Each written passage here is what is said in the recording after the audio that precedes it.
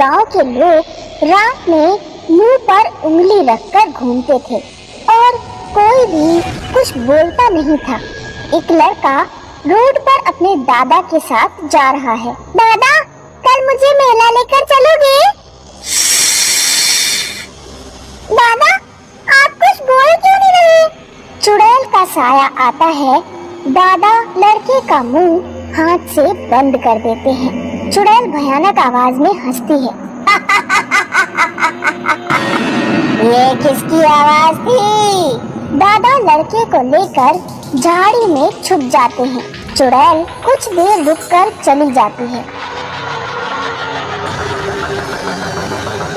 एक बार गांव में एक औरत का मर्डर हो जाता है। मर्डर की जांच करने केशलता अपनी टीम के साथ पहुंचती है। कोई भी गांव वाला पुलिस को कुछ भी बताने को तैयार नहीं था। सभी मुंह पर उंगली रखकर ना में सिर हिलाकर निकल जाते थे। केशलता को गांव में अपने स्कूल की दोस्त नेहा मिलती है। अरे नेहा, पहचाना मुझे? हम स्कूल में एक साथ थे। नेहा मुंह पर उंगली रखकर बस हाँ में सिर हिलाती है, लेकिन बोलती कुछ भी नहीं। इस गांव के लोग पागल हैं क्या? कुछ बोल ही नहीं रहे। नेहा, तुम तो कुछ बोलो। नेहा पेन निकालती है और एक कागज पर लिखती है कि अभी रात है, इसीलिए मैं कुछ भी नहीं बोल सकती। मैं कल सुबह तुमसे मिलने आऊंगी। नेहा अपने घर की तरफ जा रही थी कि तभी पीछे से किसी ने उसकी चोटी पकड़ ली। नेहा डर के मारे पीछे देखने की हिम्मत नहीं कर पा रही थी। उसने अपने सूट से कैंची निकाली और बिना पीछे देखे ही अपनी चोटी काट दी और भागती हुई सीधा अपने घर पहुंच गई। अगले दिन नेहा केशलता के पास पहुंचती है। सबसे पहले ये बताओ कि गांव के लोग रात में कुछ बोलते क्यों नहीं? गांव में जुबान काट कर ले जाने वाली एक अंधी चुड़ैल आती है। वो रात में गांव में घूमती है। जिसकी भी आवाज उसके कानों में पड़ जाए, चुड़ैल अमावस की रात में आकर उसकी जुबान काट कर ले जाती है। गांव के बहुत से लोग गूंगे हो चुके हैं। कैसे पागलों जैसी बातें कर रही हो? मतलब मैं रात में बोलती रही तो अंधी चुड़ैल किसी अमावस्या की रात मेरी भी जीभ काट कर ले जाएगी। हाँ, ये देखो, कल चुड़ैल ने मेरी चोटी पकड़ ली थी। मजबूरी में मुझे चोटी काट कर ही भागना पड़ा। तुम और तुम्हारे साथियों को भी सावधान रहना होगा। अब ये बताओ, जिस औरत का मर्डर हुआ है, क्या उसका भी चुड़ैल से कोई लेना देना है? चुड़ैल उस औरत के लड़के की भी जुबान ले जा चुकी है। इस चक्कर में उसके लड़के की शादी टूट गई और वो पागल जैसा हो गया। वो औरत एक तांत्रिक के साथ मिलकर हर अमावस की रात गांव के बीचों बीच हवन किया करती थी, ताकि वो चुड़ैल को बुलाकर उससे अपने बेटे की जुबान वापस मांग सके। लेकिन फिर वो औरत एक दिन मरी हुई मिली। अब मुझे जाना होगा। सावधान रहना, आज अमावस है। केशलता मरी हुई औरत के घर जाकर उसके लड़के से बात करने की कोशिश करती है, लेकिन लड़का कुछ नहीं बोल पाता। क्या तुम उस तांत्रिक के बारे में कुछ बता सकते हो जो तुम्हारी माँ से मिला करता था?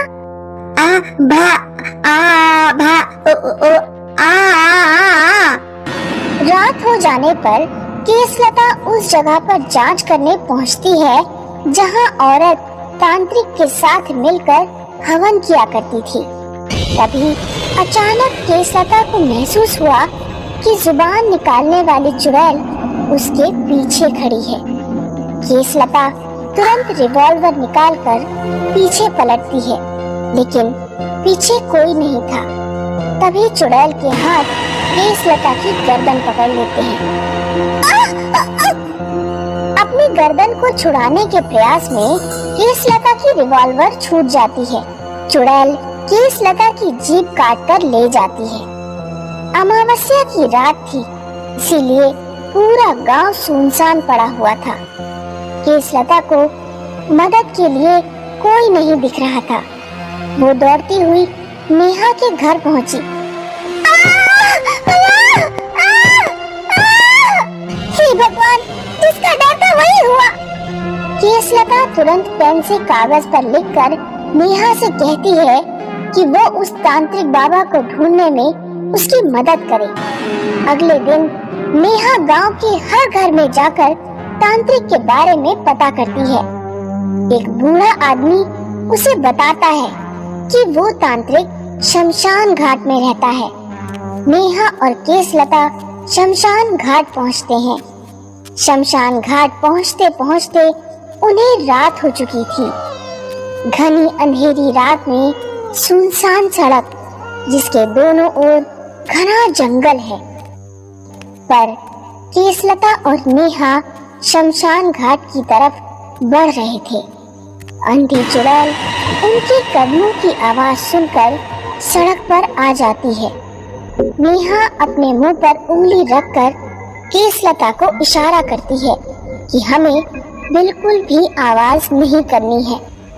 दोनों अपने पैरों से जूते निकाल देते हैं और नंगे पैर ही शमशान घाट की तरफ बढ़ते हैं ताकि आवाज ना हो। दोनों को तांत्रिक मिल जाता है। वो आग के पास बैठकर तपस्या कर रहा था। केसलता तांत्रिक के माथे पर रिवॉल्वर रख देती है। ये पुलिस वाली पूछ रही है कि तुमने उस औरत को क्यों मारा? मैंने नहीं मारा बेटी, उस औरत को चुड़ैल ने मारा। मैं इस गांव को चुड़ैल से मुक्त करने के लिए तपस्या कर रहा हूँ। चुड़ैल क्या चाहती है? चुड़ैल शांति चाहती है। उसे किसी का बोलना पसंद नहीं। अगर किसी इंसान की आवाज उसके कान में पहुंच जाती है तो वो हमेशा के लिए उसकी जुबान छीन लेती है।